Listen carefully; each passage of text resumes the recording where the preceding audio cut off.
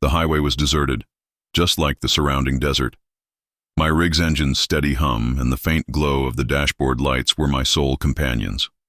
I was driving down I-40 with a shipment of steel toward Albuquerque soon after midnight. Even though I had been a long-haul truck driver for 22 years, nothing had prepared me for what I was going to experience that evening. I had always taken pleasure in my ability to drive through the night without stopping and push ahead fatigue. But something seemed different tonight. I turned off the radio in the hopes of finding some country music that would keep me awake. But all I got was silence as the miles passed by. The desert seemed to go on forever, a black emptiness on either side of the road. I hadn't seen a car or truck in hours, and I checked the time, which was 2:17 a.m. A heavy sense of dread hung in the air, pressing against me like the weight of the load I was carrying. At that moment, I noticed a dim glow on the horizon that resembled the flicker of neon lights at a truck stop in the distance. I read the Red Hollow truck stop story with relief. The building itself was not much better, with peeling paint and damaged lights that flickered as if they were on their own. And the rusted old sign as I pulled in the gas pumps seemed ancient, like you'd expect to find in a roadside museum. Last. Legs yet, I would benefit from a stretch and a cup of coffee. The air was unusually cold for the desert, and the wind howled softly as I parked the trailer and went outside. There was an eerie stillness to the place, as if it had been abandoned, mid-shift, and as I walked in, the bell above the door chimed. The place was empty, not just of customers, but also of life. There was no cashier, no other truckers, no sounds of sizzling bacon from the kitchen, just the low hum of the refrigerator in the corner. The counter had knocked in the hopes of drawing attention, but there was nothing there. The only indication of life was a coffee pot that appeared to have been there for hours, with the black liquid inside having burned to a crisp. I felt a shiver run up my spine, knowing that something wasn't right, but I wasn't going anywhere without at least getting a cup of coffee. I grimaced at the bitter taste as I poured myself some, and then, as I was about to leave, I saw an odd payphone in the corner of I was walking toward it, half expecting the bell to stop before I arrived, but it didn't. I paused for a second, staring at the receiver before picking it up. It was a diner of the type that hadn't been in use for decades, and it was ringing. The sound reverberated through the deserted diner, sharp and shrill, and my heart was racing in my chest. Greetings. There was a little pause before a voice spoke in a low, raspy whisper that barely broke through the static. Don't leave me. I froze, tightened as the voice said the same thing again, but more urgently. Don't leave yet. I slammed the phone down, my heart pounding, and my instinct told me to run back to my truck and leave Red Hollow immediately. But something stopped. Me. It was the sense that I wasn't alone in the diner after all. I turned slowly, my eyes sweeping the dusty tables and empty booths, and then I noticed a figure standing in the doorway. It was hardly more than a shadow, its features hidden by the dim light, and my breath caught in my throat as the figure started to approach me gently. With my pulse pounding in my chest, I ran for the door. When I got to the handle, the door wouldn't move because it was locked from the outside. I screamed in panic and banged on the door, but nobody answered. There couldn't be another soul. For miles. I turned around, expecting to see the figure approaching, but it had vanished, and the diner was just as quiet and empty as before. I tried to calm myself, telling myself that it was only my imagination, but I knew better than to think that something was wrong with this place. The cafe was plunged into darkness when the lights flickered and went out, leaving only the faint illumination of the gas pumps outside to create long shadows over the windows. I took out my phone, but there was no coverage, and I was stuck in a suffocating quiet. I could hear my own short, rapid breathing as I strained to detect any movement or footsteps, and suddenly I heard the sound of tires on gravel. I hurried to the window in the hopes of to see another truck pull in, but what I saw chilled my blood. My rig was moving slowly, as though someone was inside directing it out of the lot, but there was no one in the driver's seat. I staggered back from the window, my mind racing, thinking that this couldn't be real. I must be having hallucinations. But the sound of the engine's low growl and the crunch of gravel were unmistakable. And then, as abruptly as it began, the sound stopped, and my truck disappeared into the evening. Desperation took over, and I grabbed a chair and smashed it against the glass door when I was stranded in the middle of nowhere. The cold wind hit me like a slap in the face as I ran outside, my boots crunching on the gravel, but there was no truck, no lights, no sound, just the vast empty desert in front of me. I'm not sure how long I stood there looking into the dark, attempting to figure out what had recently taken place. A state trooper pulled up in his cruiser, the first sign of life I'd seen all night, and I started walking for miles because there was nothing else to do. Hours seemed to pass, but it could have been minutes. He asked me what had happened, but I was unable to explain. Naturally, he didn't believe me when I told him that your truck had disappeared into thin air and that you were being pursued by shadows. They discovered my rig 2 days later, abandoned on a road more than 100 miles away, the engine still running, but no one could explain how it got there or why the cargo was undamaged. When we got back to Red Hollow, the truck stop was gone. Not just closed, gone like it had never existed. There was no sign of the diner, the pumps, or the payphone, just an empty stretch of desert. Since then, I've been driving long distances, although I now steer clear of that section of the highway. Since occasionally I hear other, I know what I saw, and I know that whatever haunts that place is still out there waiting for the next trucker who dares to stop. Truckers talk about Red Hollow and how they've seen it appear late at night and disappear by morning. Some claim it's a mirage, while others believe it's a mental trick caused by fatigue. For truckers, the highway might feel like a second home, but occasionally it reminds you that it has a darker side. Perhaps it's the immense emptiness of the highways at night, or perhaps it's the feeling of being completely alone. Although I had been driving long-haul routes for over 15 years, this was not the first time I had worked an overnight shift or heard of odd occurrences on the road. However, before that night on Highway 93, I never genuinely thought they were. On a cool October night, I had just crossed into Nevada and was traveling south on the 93. The locals refer to it as the Highway to Hell, but that's not because of anything supernatural. It's a lonely stretch of road with only mountains and desert on either side. If something goes wrong, you're on your own, with no cell service, no gas stations for miles, just you and the darkness. The radio crackled as I drove from Idaho to Las Vegas with a load of electronics. The travel had gone smoothly so far, so I assumed I would arrive at my destination a little after midnight. Reached a dead zone, so I switched it off and relied on the constant hum of the engine to keep me company. At about 11:30, the road ahead of me was still as deserted as it had been for hours, with no headlights in my mirrors or taillights. It was just me and the open desert when I suddenly saw her standing on the side of the road, directly on the edge of my high beams. A woman in a white dress fluttered in the breeze, but she wasn't waving me down or moving at all. She had long, dark hair that hung over her face, hiding her features, and her arms hung limply at her sides. There was something unnerving about how still she was. I slowed the rig down and squinted into the darkness as I passed her. Who the hell would be out here in the middle of the night, miles from anywhere? I continued to drive, but a shiver ran up my spine. Perhaps she had collapsed and needed assistance. I had heard of people who had. Being stranded here and the idea of abandoning someone in the desert didn't sit well with me. After a few seconds, I looked at my rearview mirror to get one last glimpse of her, but she was gone. My foot eased off the gas as I looked behind me, scanning the stretch of road where she had been standing. There was no sign of her, no white figure, no car pulled over, just darkness.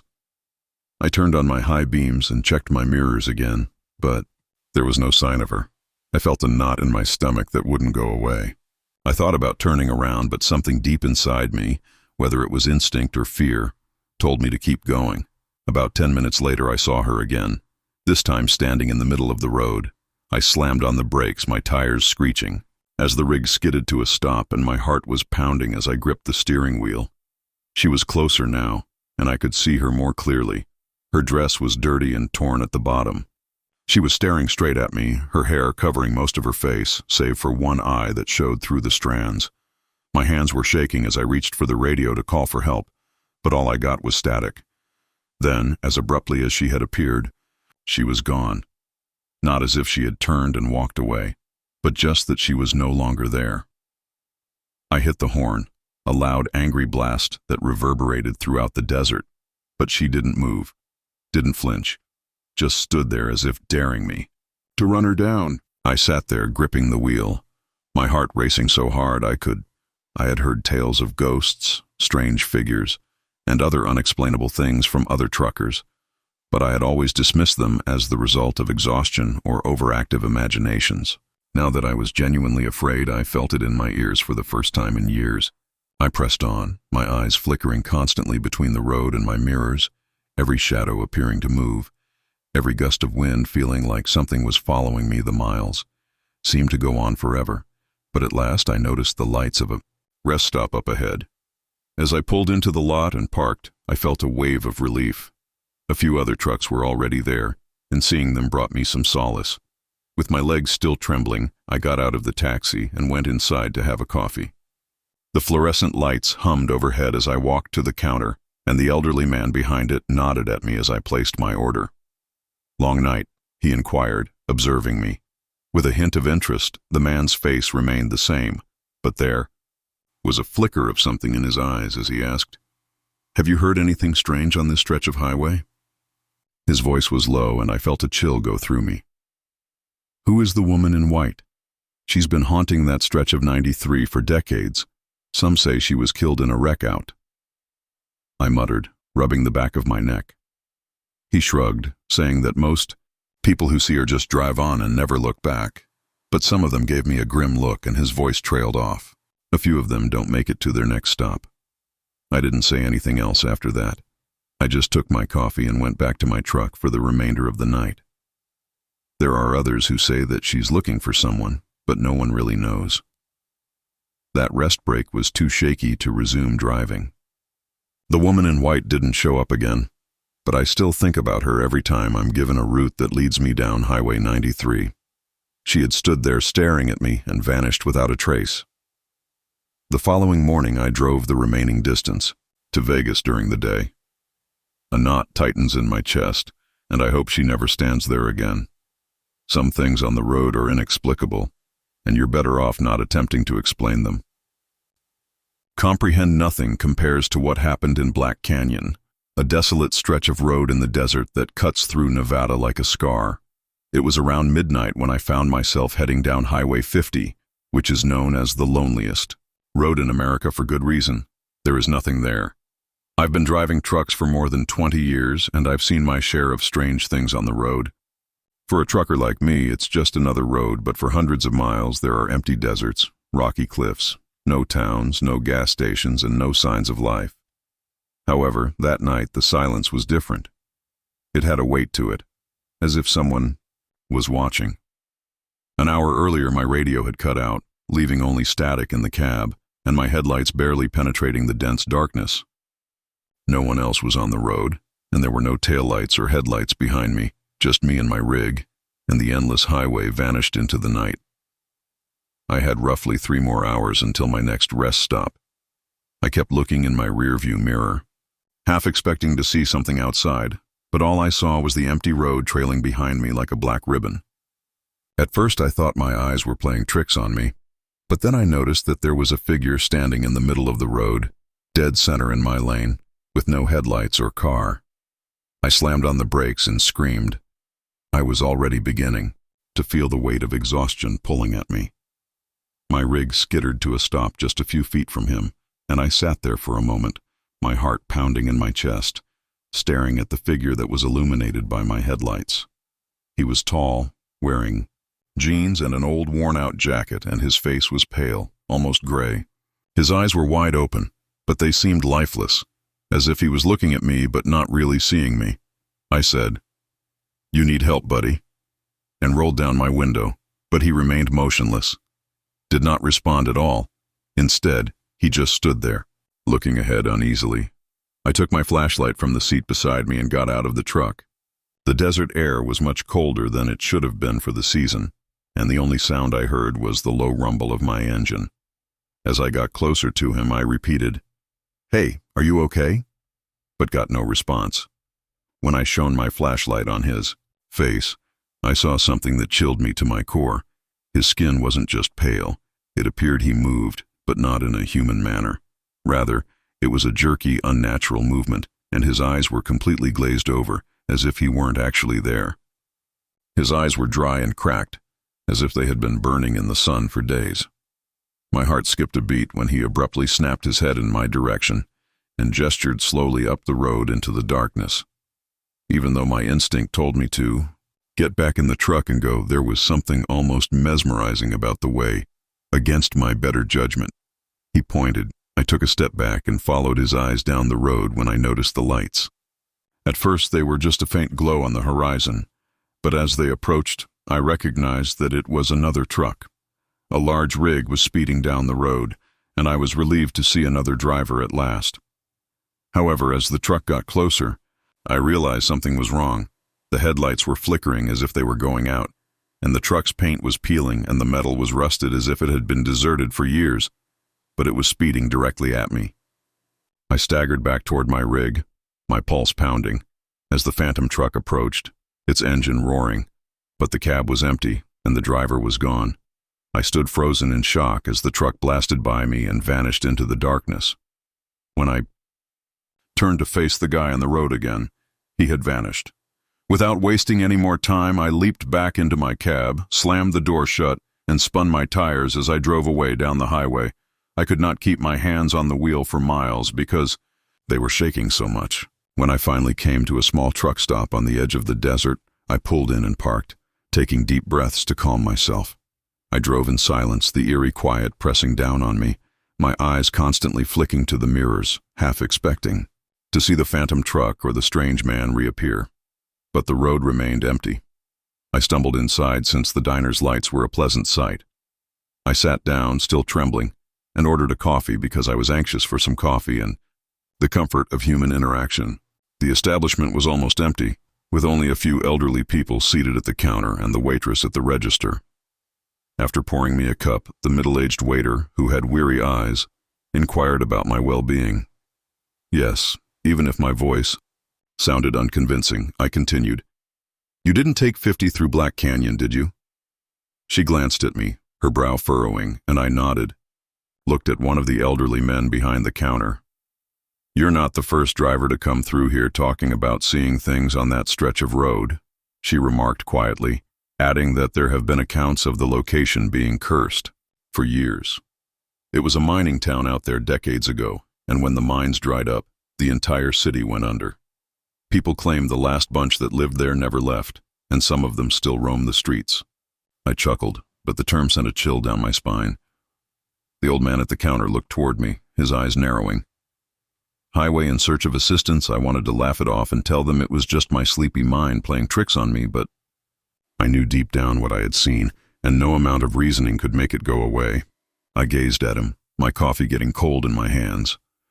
I thanked the waitress, sipped my coffee, and went back to my truck, but the elderly man's comments stayed with me. As I got back in the cab, I silently vowed to stay away from that section of the highway going forward, because there are things there that defy explanation. I still drive long haul and have a lot of miles under my belt since that night, but occasionally, as I'm traveling through a desolate area of the desert, I'll catch a glimpse of something in the distance, a flicker of headlights, a figure standing just out of sight, and I can't help but wonder if Black Canyon is still out there waiting. Reason, logic, and the road have a way of reminding you that you're never really alone. It's a lonely but predictable life, and I've spent more nights on the road than I'd like to admit. This is one of those stories that occasionally disturbs even the most seasoned truck driver. Trucking isn't glamorous. It involves long hours, lousy coffee, and miles of empty highways. I was transporting a consignment of canned goods from Chicago to Dallas, making good speed over a desolate section of Route 13, a highway I generally avoided on a late October night when the bitter wind stabbed through your jacket and the sky was only a blanket of black. I regret my choice for no specific reason other than the fact that it wasn't the fastest path. Yet something pulled me there that evening. Perhaps it was instinct, or a desire to escape traffic. The route passes through some of Missouri's most barren areas with miles of fields, dense forests, and the occasional abandoned farmhouse. Cell phone service is unavailable for hours, and the towns you pass seem like holdovers from a bygone era. It was around midnight when I first noticed the fog roll in, and it was suddenly thick and strange. My headlights were barely cutting through, the road in front of me, and I could feel the hair on the back of my neck stand up. I tried the radio, but all I could hear was static, and the CB wasn't much better. All I could hear were faint crackles and the occasional word that I couldn't understand. I turned it off and concentrated on the road ahead, my knuckles white on the steering wheel, before the engine suddenly stuttered and the dashboard lights flickered, and the rig lurched ahead before leveling out. My heart was racing, but the engine stopped and I continued to drive, convincing myself that the fog was simply interfering with the electronics. 5 minutes later, I spotted something on the side of the road. At first, I assumed it was just another trucker, possibly having a breakdown, but as I approached, I saw it wasn't a car, but rather a man strolling down the highway with his head down, wearing an old leather jacket without a flashlight or reflective vest. I reduced my speed and rolled down my window halfway, saying, "Hey, you need a ride." He didn't answer, didn't even look up, and simply continued to walk. There was something unnerving about the way he moved. His legs moved robotically, his strides methodical and slow. That made me call out again. I might have simply drove past him, but something bothered me. This was no place to be stumbling around in the bitter cold. "Friend, you still need help." Contrary to my better judgment, I pulled the vehicle over a few feet ahead of him at this time of night, put on my safety gear, and got out. "Hey dude, do you need a..." As I got a good look at him, the words died in my throat. His skin was pale, almost translucent in the fog, and his clothes appeared to be worn out from being through hell and back. But what really stopped me was his face. His eyes were wide open and cloudy, as if he wasn't even seeing me, and his mouth was slightly open, allowing me to see the moisture from his breath in the chilly air. But without saying a word, he abruptly stopped standing, motionless 10 feet away from me, his head cocked slightly to one side as if he was listening for something. My heartbeat quickened, and I automatically retreated toward my truck. "Are you okay?" I questioned, hardly raising my voice above a whisper. But there was no response, only the eerie sound of the wind and the distant rumble of my truck's engine. And then abruptly he turned and walked directly into the roadside. Woods vanish into the mists. The fog grew thicker as I drove, making it feel like I was traveling through a tunnel with my headlights only illuminating a few feet in front of me. I kept checking my mirrors, half expecting to see the man, but I was too stunned to move for a few seconds before I scurried back to the truck, slammed the door shut, locked it, and floored the gas, not caring about the speed limit anymore, standing behind me in the road, but nothing was there. After an hour or so, I eventually arrived at a rest stop, which was tiny, just a diner and a few gas pumps, but it felt like a lifeline. After pulling in, I turned off the engine and tried to relax for a minute. With trembling hands and icy perspiration on my back, I got out of the truck and entered the cafe, which was almost deserted save for a few other drivers and an elderly gentleman seated at the counter. As I sat down, the waitress, a weary-looking woman in her late 40s, nodded and asked, "Yeah, thanks," I muttered, still shaking, and she poured me coffee. I looked around the room and saw a faded map of the area on the wall. Route 13 cut through it like a scar, marking the towns along the way with tiny black dots. My eyes finally settled on an old town called Sable Grove, which is now close to where I'd seen the man. I took a sip of the coffee, then asked the waitress if she knew anything about Sable Grove. Her expression changed, and she glanced at the elderly man behind the counter, before responding to my question about why I was hesitant. Then, she quietly said, "You're not the first one to see him." They said that the man I had seen on the road was a trucker in the 1970s who crashed his rig out on Route 13 near Sable Grove, and that he was trapped in his cab for 3 days before they found him. By the time they found him, it was too late, and the room felt colder as I stared at her, my mind racing, and she shrugged. "Call it what you want, but I wouldn't take Route 13 again if I were you." The diner's dim lights cast long shadows, and people claim that his spirit still walks the highway trying to flag down other truckers, but no one who stops ever hears him speak. He just walks away. I left the diner an hour later, feeling as though I had stepped out of another world. I couldn't get rid of the impression that the man was still out there, roving the highway in search of his next ride, even after I got back into my truck and turned on the motor. I've never traveled Route C. 13. 13. Since I've been operating trucks for nearly 30 years, I've seen every part of the nation, from the sweltering Arizona deserts to the snow-covered roads of Alaska.